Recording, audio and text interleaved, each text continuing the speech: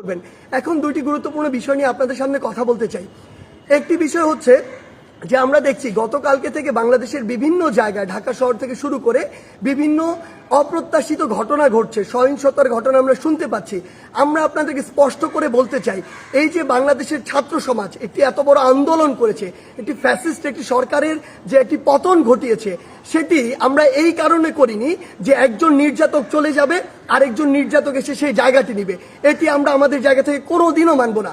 বরং এই যে নির্যাতনের যে প্রসেসটি রয়েছে, যে সিস্টেমটি রয়েছে, এই সিস্টেমটি ছাত্র সমাজ বা বর্তমান বাংলাদেশের যে প্রজন্ম তারা চায় না। সেই নির্যাতনের সিস্টেমটি চেঞ্জ করার জন্য আমরা আমাদের এই আন্দোলনটি করেছি, এই অভ্যুত্থানটি ঘটিয়েছি পুরো বাংলাদেশের মানুষকে নিয়ে। সেই জায়গা থেকে বিভিন্ন রাজনৈতিক মতাদর্শ, সে বিরোধী মতাদর্শ হতে পারে কিংবা বিভিন্ন যে রাজনৈতিক মতাদর্শে যা ছাত্র সংগঠন বিভিন্ন রয়েছে, তাদের কথা বিভিন্নভাবে শোনা যাচ্ছে যে তারা প্রতিহিংসার বশবর্তী হয়ে এই বিভিন্ন ভাঙচুরগুলো চালাচ্ছে। আমরা স্পষ্ট করে বলে দিতে চাই, এই বাংলাদেশে এরকম যদি অন্যায় বা অপরাধ যেগুলো হচ্ছে, এগুলোর অবশ্যই প্রত্যেকটির বিচার হবে। সেই জায়গা থেকে আমরা স্পষ্ট করি, আমরা কখনো আমাদের জায়গা থেকে এমন সহিংসতাগুলো সমর্থন করি না।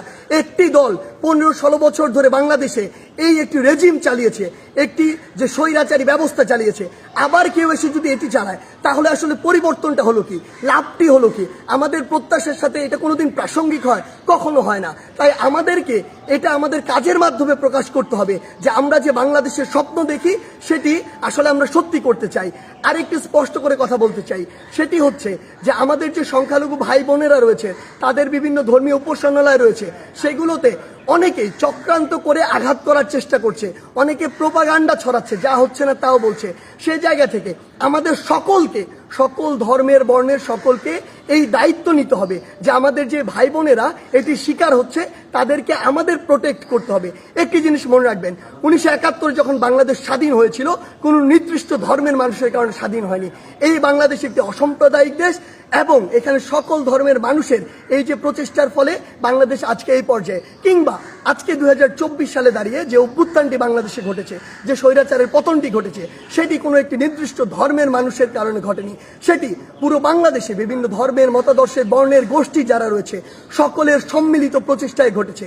সেই জায়গা থেকে আমি আপনাদেরকে এটা স্পষ্ট করে জানিয়ে দিতে চাই, যারা এই কাজগুলো করছে অবশ্যই তাদেরকেও বিচারের আওতায় আনা হবে। কিন্তু আমাদের দায়িত্ব হচ্ছে আমরা আমার জায়গা থেকে আমাদের আশেপাশে বিভিন্ন সংখ্যালঘু ভাই বোনদের যদি কোনো বাড়িঘর কিংবা ধর্মীয় উপাসনালয় থাকে, আমরা নিজেরা গিয়ে সেগুলোকে প্রোটেক্ট করব। সেই দায়িত্বটি আমাদের। কারণ আমাদের আসলে স্বাধীনতার এখনো শুধুমাত্র একটি প্রাথমিক বিজয় হয়েছে, চূড়ান্ত ধাপে আমরা যাইনি।